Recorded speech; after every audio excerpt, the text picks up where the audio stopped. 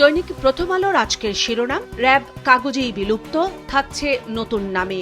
প্রতিবেদনটিতে বলা হচ্ছে, জাতিসংঘ গুম সংক্রান্ত তদন্ত কমিশন ও বিএনপিও র্যাবের বিলুপ্তি চেয়েছিল, তবে এখন প্রায় একই সক্ষমতা ও কাঠামোয় এসআরবি নামে রেখে দেওয়া হচ্ছে র্যাবকে।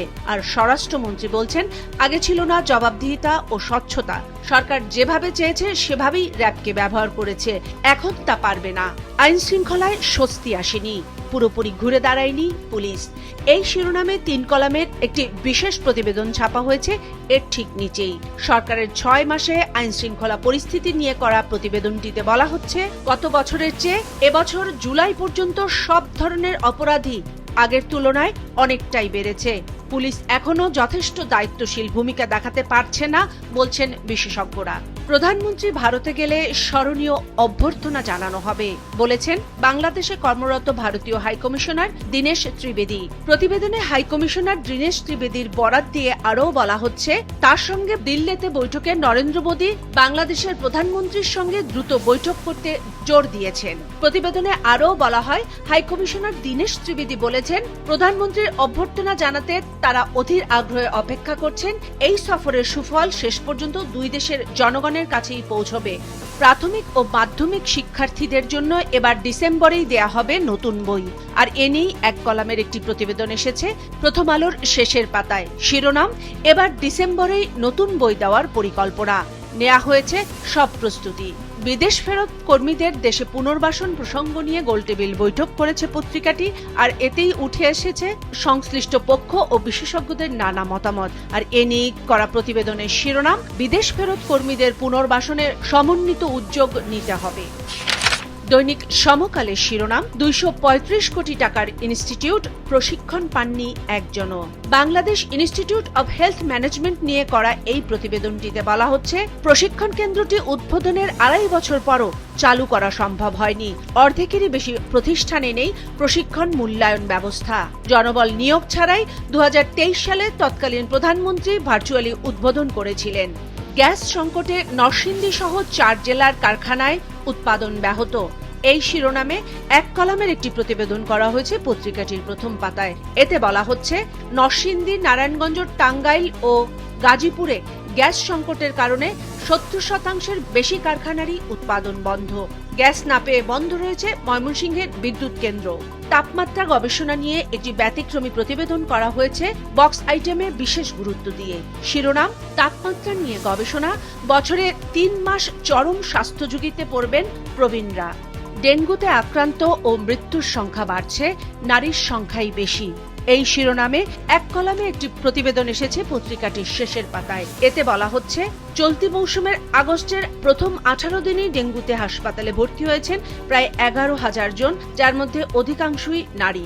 গত কয়েকদিনে বেড়েছে মৃত্যুর হারও। এ পর্যন্ত মৃত্যুর সংখ্যা বেড়ে দাঁড়িয়েছে 78 জনের, যার মধ্যে 43 জনই নারী। সরকারের 6 মাস নিয়ে বিশেষ সংবাদ সম্মেলন করেছে বিরোধী দল জামায়াতে ইসলাম। সরকারের 8 ব্যর্থতা দেখছে জামাত। এই শিরোনামে একটি প্রতিবেদন ছাপা হয়েছে এই প্রসঙ্গ নিয়েই। সংবাদ সম্মেলনে জামাত দাবি করেছে, কার্যক্রম নিষিদ্ধ আওয়ামী লীগকে পুনর্বাসনের চেষ্টা করছে সরকার। ঈশ্বরদীর সাবেক ছাত্রদল নেতা জুবায়ের হোসেন বাপ্পির অস্ত্র হাতে মহড়ার একটি ভিডিও ভাইরাল হয় গতকাল। আর এ নিয়ে 2 কলামের একটি ফলো আপ প্রতিবেদন ছাপা হয়েছে পত্রিকাটির শেষের পাতায়। শিরোনাম, অস্ত্র বহনকারী বাপ্পিকে ছেড়ে দেওয়ায় থানা ঘেরাও। দৈনিক যুগান্তরের শিরোনাম, মাদকাসক্তি নিরাময় কেন্দ্র, গা শিউরে ওঠা সদর অন্তর, ভয়ঙ্কর গোপন কারাগার। এই শিরোনামের অনুসন্ধানী প্রতিবেদনটিতে বলা হচ্ছে, লাইসেন্স নিয়েই তৈরি হয় মাদকাসক্তি নিরাময় কেন্দ্রের শত শত টর্চার সেল। বন্দী শিল্পপতিও সম্পত্তির লোভে বাবা মাকে আটকে রেখেছে সন্তান। র্যাব কিংবা পুলিশ পরিচয়ে ধরে আনে বিশেষ ক্যাচিং পার্টি। টাকা দিলেই যে কাউকে ঢোকানো যায় লাইসেন্স নেওয়া এসব কারাগারে। দেশে গ্যাস সংকট থাকবে আরও 5 দিন বলা হচ্ছে যুগান্তরের প্রথম পাতার দ্বিতীয় ভাজে আসা একটি প্রতিবেদনে। শিরোনাম, নিম্নমানের এলএনজিতে ব্যাহত গ্যাস সরবরাহ। এতে বলা হচ্ছে, তীব্র গ্যাস সংকটের এই সময়ে একটি কোম্পানি নিম্নমানের এলএনজি সরবরাহ করায় ব্যাহত হয়েছে গ্যাস সরবরাহ। এতে গ্যাস সরবরাহ নেমে এসেছে 207 কোটি ঘনফুটে। থেমে গেছে শত শত শিল্প কারখানার উৎপাদন। এর ফলে কিছুটা কাটতে শুরু করা সংকট থাকবে আরো অন্তত 5 দিন। গ্যাস বিদ্যুতের পর এবার সার সংকটও শুরু হতে পারে দেশে। এমন পরিস্থিতি নিয়ে গত কয়েকদিন ধরেই আলোচনা আসছে বারবার। আর এ নিয়ে একটি প্রতিবেদন হয়েছে শেষের পাতায় 2 কলামে। শিরোনাম, অনেক ডিলার ব্যবসা না করেই নেন কমিশন, সার সংকটের নেপথ্যে কারা। এতে বলা হচ্ছে, স্ত্রী, পরিবার পরিজন সহ একাধিক নামে এক ডিলারই একাধিক ডিলারশিপ নেওয়ায় অনেক জায়গায় তৈরি হচ্ছে ডিলার সিন্ডিকেট। খুচরা বিক্রেতাদের কাছ থেকে 50 কোটি টাকা চাঁদাবাজিরও অভিযোগ উঠেছে।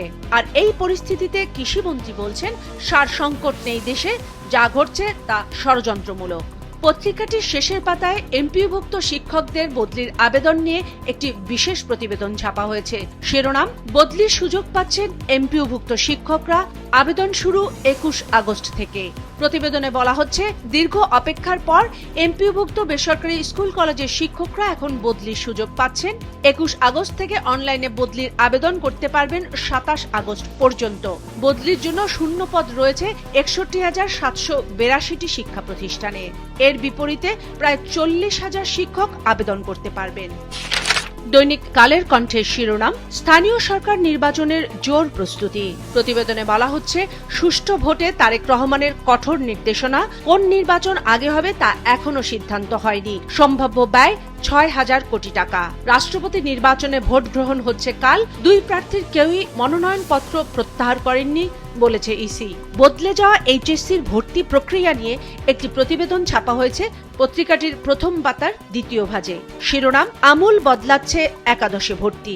এতে বলা হচ্ছে, 3 ধাপে নয়, 1 ধাপেই শেষ হবে ভর্তির আবেদন। পুনঃনিরীক্ষায় ফল পরিবর্তন হওয়া শিক্ষার্থীদের ফের আবেদনের সুযোগ থাকছে। অন্তত 4 লাখ এমন শিক্ষার্থীর 12,87,000 খাতা দেখার আবেদন রয়েছে। এরা পরে আবারও ভর্তি হতে পারবে। সেপ্টেম্বরের প্রথম সপ্তাহে অনলাইনে ভর্তির আবেদন শুরু, 3য় সপ্তাহেই হবে ক্লাস শুরু। থাকছে না মাইগ্রেশনের সুযোগ। দেশের 64 জেলার সড়ক রক্ষণাবেক্ষণের নতুন উদ্যোগ নিতে যাচ্ছে সরকার।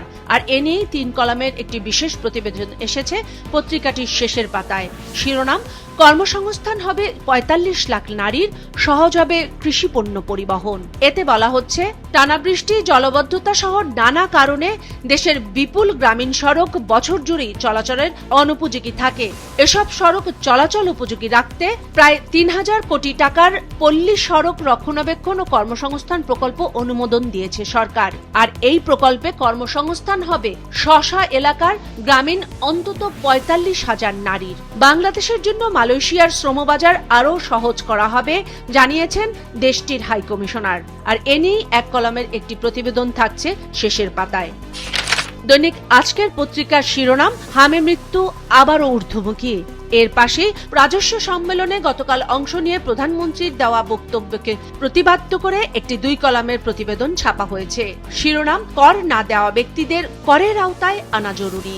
এতে বলা হচ্ছে, প্রধানমন্ত্রী গতকাল সম্মেলনে বলেছেন, একই করদাতাদের ওপর বারবার করের বোঝা বাড়িয়ে রাজস্ব বৃদ্ধির নীতি খুব টেকসই নয়, বরং কর দানে সক্ষম ব্যক্তিদের শনাক্ত করে তাদের করের আওতায় আনতে জনবান্ধব কর্মসূচি নেওয়া জরুরি। দুর্নীতি ও অনিয়মের অপরাধে অভিযুক্ত কর কর্মকর্তাদের বিষয়েও বিধিমতো ব্যবস্থা নেওয়া হবে জানান তিনি।